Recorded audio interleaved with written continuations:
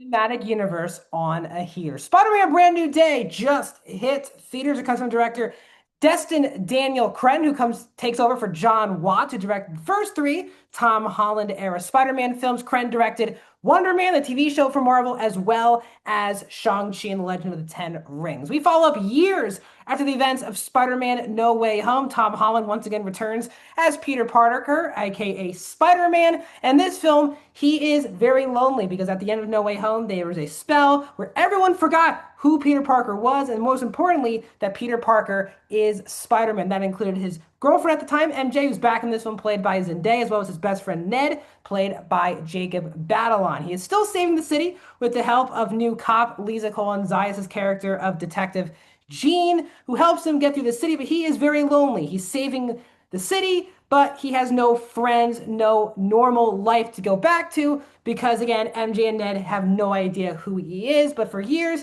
he keeps scavenging the internet to make sure they are living a good life, even though I think he's very jealous in his mind that he cannot live that life with them. But there's an unknown villain that's taking over people's bodies, and he is trying to figure things out. Also in this film is Jon Bernthal as the Punisher from his Marvel era shows, who seems to be Peter Parker and Spider-Man's only true friend in this film. Tramell Tillman plays Bill Metzer, the leader of the DODC. You have Michael Mando back from his appearance as Scorpion in Spider-Man Homecoming. Mark Ruffalo's back as Bruce Banner and Hulk in an unknown role that I'll say for now because this is a no spoiler review. Sadie Sink also plays a very important part in this movie as well. The film is 2 hours and 25 minutes and is PG-13. Welcome back, everyone, to a brand new review here on Max Talks Movies. My name is Max, and we're talking Spider-Man Brand New Day. Before I get into this review, no spoilers. I did a no spoiler out of theater reaction yesterday. I want to thank everyone who thanked me at least for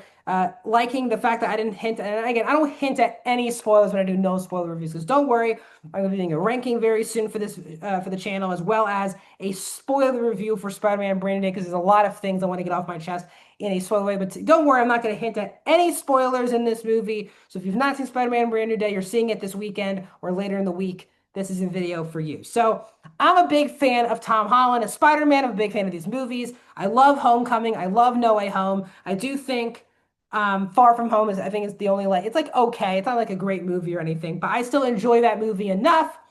But I was excited to go from John Watts to Destin Daniel Cretton. The trailers for me got me very excited. And I do think from like a film perspective, this probably could be the best film of the Tom Holland era of Spider-Man movies. This is very similar to, I would say, Spider-Man 2, because this movie, yes, has your Spider-Man action. It has the quips, the laughs, the comic booky stuff. But just like Tobey Maguire's Spider-Man 2, this is a film very much focused on Peter Parker and things going wrong for Peter Parker, the person that could be affecting Peter Parker as Spider-Man. Because this movie really does show you that, of course, now Peter is an adult now. He is not a kid anymore. But they really put you in someone who has no more mentors anymore. You know, we had Iron Man in the first film. He had Happy in the second film. He had obviously like the other Spider-Man in No Way Home. He's got, and obviously Aunt May, of course. None of them are here now. And now he has no friends. He has no normality. The thing that he loved about when his stuff was, released to the public was he still had a normal-ish life with his girlfriend and his best friend. That is now was taken away from him by the spell. So while he's saving the city and saving people's lives, he comes back home. There's no one. There's no family. There's no friends. No one knows who he is. And the film does a really good job putting you inside of him and really reacting to what would that be like in your life, where for some reason there's a spell and everyone forgets who you are. How lonely of a feeling that is, especially when you're saving all these lives and doing a lot for the city, you have no one to go back to. And I thought that was the most beautiful story when it was really focused on Peter Parker and the loneliness of being a superhero in this situation.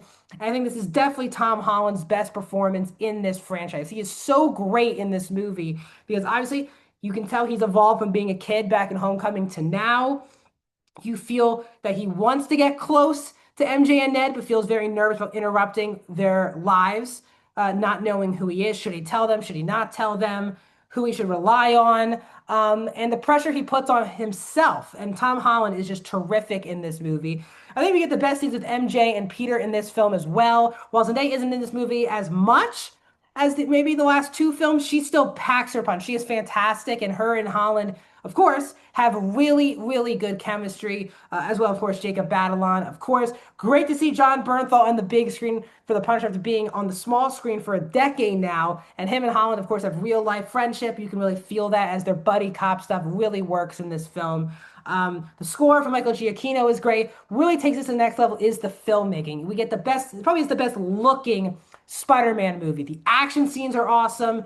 There's a lot of first-person POV shots of Spider-Man swinging around New York, fighting people. Really immersive experience, and definitely the most comic booky of the Spider-Man movies, live action, I think, that we have ever gotten so far. And as I said, as comic booky as it is, it's the most grounded Spider-Man movie since Spider-Man 2, or the Tobey Maguire Spider-Man 2. It's very focused on character and story while also having those fun action scenes as well. I was way more emotionally moved by this movie than I was expecting. As I said, Sadie Sink is an unknown character to the public at this point, unless you've seen the movie. Not gonna spoil it. She is very good in this film as well. There are two negatives that I do have with this movie, though. The first one is, I would say the similarity to the other Spider-Man Tom Holland one is, this movie definitely can feel a bit overcrowded, where they can't really tie every loose end in a satisfying way in the third act, because there are a lot of characters thrown into the mix, and not every character has the right amount of screen time to shine. So there are going to be some subplots that maybe you got invested and want to see more of this character or actor. And the third act is kind of like, well, we finished this main thing up, but what really happened to everyone else in the film? I do think there's too much going on, a bit too much going on. My biggest issue is with the third act, and that is not that the third act is like bad or anything, but it is just, for me, way too similar to a very, very recent Marvel movie.